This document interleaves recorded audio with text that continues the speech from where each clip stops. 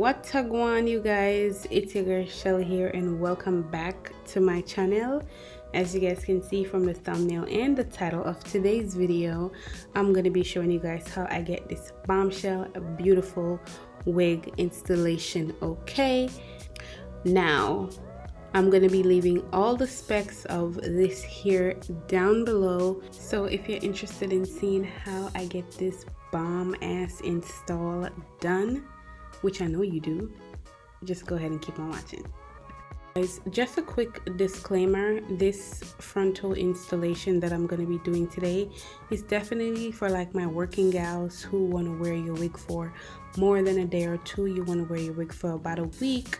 You want to make it look nice, install really pretty, and look beautiful. So this wig that I'll be using is from mybrooklynhair.com, and this is one of their 13x6 lace frontal wigs. So let's go ahead and get started.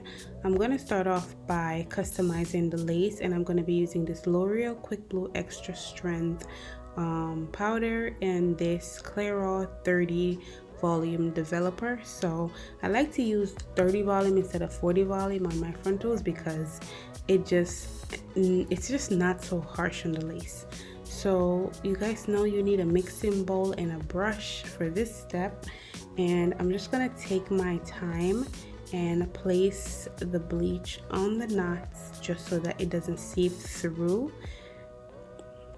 And I don't know if you guys noticed that the bristles of this brush is white, and when I went to go purchase my brushes, I think I got them from the beauty supply store, I noticed that this brush was super softer than the other one, and I actually really like how it applied the product to my lace because it didn't seep through like it normally does. So I really like that. So I'm gonna tie a bag over the wig right after I finish, and I'm gonna give this 30 minutes. Now my experience with this lace is it could definitely only be there for about 15-20 minutes because the bleach actually went through the lace and went a little bit on the knots of the hair. So there's a way to fix that. If you guys ever dye laces, there's a way to fix that if it seeps through. Don't panic, just know that you can fix that. So what I'm going to do is use some Bigen some Bigen hair dye, and this is in, I think, brown black, or maybe like a light black shade, but it's definitely a black dye, but it's not like jet black. So I just used it to correct the roots of the hair and then wash it out. Now of course the black went through a little bit in certain areas. It didn't cause a big deal for me because when I wore my wig you couldn't see it because I put foundation on it, so that helped to fix the color. So if you guys ever make that mistake in the future, you can go ahead and just correct it with some hair dye. Then I'm gonna go in with my tweezer, and I just part the hair in sections, and I didn't only pluck the front of the frontal, I also plucked all the way through the middle just to lighten it up a bit so that it looks a little bit more natural. And I feel like I could have even plucked a little bit more from the frontal, but that actually worked for me because I liked how it looked, and I don't like to pluck my frontal to the point where it looks super bald. So let's go ahead and install my stocking cap. You guys must have seen this method on YouTube like 100 times, and when I want my wig to last me more than a couple of days, I'll definitely do it this way. If not, I'll just use some got2b spray and just stick it down on my forehead and keep it pushing. So as you guys can see, I use my foundation shade just to put some color into that stocking cap. I find that when I do it first instead of adding my foundation last, it doesn't help the cap to lift up. So that's why I did that step first. And I am using the Bedhead Super Hold Spray. I got mine from TJ Maxx, so if you guys are looking to use this spray, definitely check out your local TJ Maxx stores because they have the super size and then the travel size in like a pack, and you get 2 for $20 not 29, I'm sorry, you get 2 for $9.99. If you go back and look at the price, I got both of them for $9.99. So thank you to Larissa Andrea for putting us onto that spray, because I actually really do like it. I am not 100% sure if I could say that I like it more than the Got2b glue, but I know that I really do like it. So after I dry that and just cut off the excess stocking cap that I don't need, I'm gonna go in with my Bold Hold glue, and I actually apply this quite a few times, let that dry before I go in with my wig. So you guys will definitely see me do it after I just measure where I want the wig to be in this step. You'll definitely see me repeat that step one more time, because I never really liked using the Bold Hold until the other day when I went to my hairstylist and she used it on me, and my wig lasted for 2 weeks, and my wigs never last that long, especially the nape area. The nape area will like lift up the next day when I apply my wig. So I seen how she did it, so I got a little bit of a tip and trick from her. So that's what I did in this video, just to try to see if it will work on me, and it actually really did. So after I finished that step, I just applied some of that foundation to the lace of my wig. Like I said, a little bit of black dye got on there, so I just wanted to correct that problem before I put it down. Then I go ahead and spray the Bold Hold glue just in the center of my head, just to get that center part down, and then I'll go back and do the sides later on. So I just use the back of the comb to help me to just press it down, and then right on top of the lace, I just spray the spray again and then blow dry it, so that I know for a fact that it's laid down. So some people like to cut the lace off first and then they'll put the wig down, and I have done that way in the past, and it actually wasn't horrible.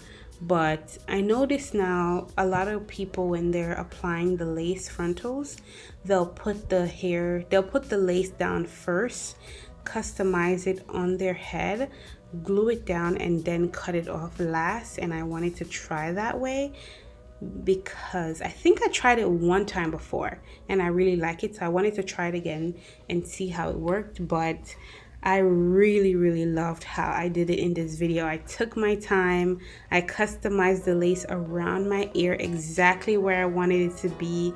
I sprayed the spray that I was using to just adhere the lace to my head, my nape area, and everything just worked out really well. So I was super proud of myself for how this video came out. So same thing you want to do for the nape area. Don't think that the nape area you guys can just get away with putting a little bit ish there and it's gonna hold. No, if you want that area to hold, you have to make sure that you give it something to hold on to. So my nape areas, I know I went over them at least 3 times with the Bold Hold and the spray. And I know some people are going to say, oh, you didn't have to do all of that, that's just way too much. That's what I did. It worked for me, and whenever I'm installing my wig for more than a day or 2, I'm going to continue to do that method. So do what works for you, honey, and let me do what works for me, okay? So I'm gonna continue to go ahead and just dry the lace, just so that I know for a fact that it's, you know, on properly. So I'll dry it after I sprayed the spray, and then I'll clean it up and then dry it again and spray some more. So you guys seen what I did. I'm sorry I'm speeding through this video. I don't want it to be 20 minutes long, so that's why I'm going through. But you guys seen that I parted the wig and you really couldn't see anything but prettiness. So right after I finish adhering the lace down to my forehead, I just cut it in a couple of places because I wanted to use my razor to cut it off, I didn't want to use my scissors because my scissors wouldn't have got as close to the hairline as I wanted it to. It never does. My razor definitely do that, so I wanted to use my razor. Plus my razor gives me that kind of like jaggedy edge kind of look, so it doesn't look as blunt of a cut as the scissors would have done. Now you could still use the scissors and go in a kind of like a zigzag motion, but I don't know, for some reason whenever I use the scissors it looks too blunt. Now what I'm gonna do here is take a little bit of alcohol, and for those areas that I didn't use up where the glue was, I'm just gonna go ahead and clean up that area. Okay, you definitely want to make sure that you clean off that excess glue that you didn't use so that it's just not visible on your forehead and then it looks crazy. Now I know that some part of the wig you can like see the line of demarcation. I'm definitely gonna go in and fix that with this bedhead spray. That's how you fix that area, guys. You just go in with some spray and that will definitely help you to fix the problem. So when I turn sideways, you guys are not going to be able to see that because the spray definitely, look at that, tell me that's not melted into my skin. So y'all know sis ain't leaving out her baby hairs hunty, okay? Y'all know I'm not going without my baby hairs. Now when my hairstylist did my hair the other day, she actually went with less baby hairs than I normally do, and you guys know that I would have like 20 squigglies all over my forehead, and actually really liked how she just minimalized it and just did a little bit of baby hair. I wasn't trying to do as much baby hair as I did in this video, but it happened, so I just gotta live with it. Then I'm gonna go ahead and cut the lace off the back because I totally forgot that lace was back there.